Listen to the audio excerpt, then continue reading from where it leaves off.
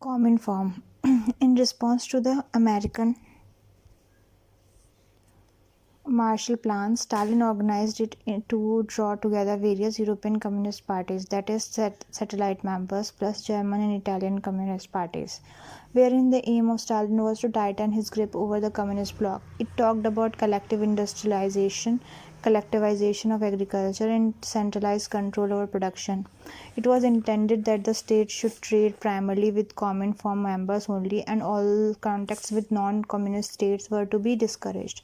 Yugoslavia objected, but it was thrown out of its Cominform. The financial aspects of the response to America came in the form of the Molotov Plan, 1949, which was the offer of the USSR momentary help for the satellite states. However, this only turned out to be a set of trade agreements between the USSR and the satellite states. In the same year, another organization was established. This was known as the Comincon, which meant the Council for Mutual Economic Assistance, and the objective was to help individual countries to plan their economies.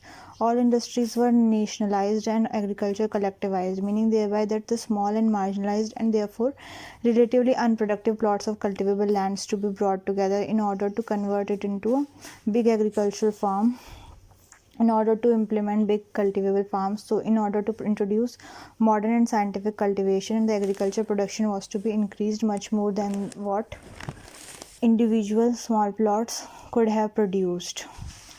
Later on, the Russian President Khrushchev, 1956 to 64, came with grand plans to develop the communist bloc into one integrated economy, wherein Czechoslovakia and East Germany were proposed to be developed as industrial centers of the entire bloc, whereas Hungary and Romania were to become the agrarian centers of this bloc. This plan provoked hostile reaction, and Khrushchev has to withdraw this proposal.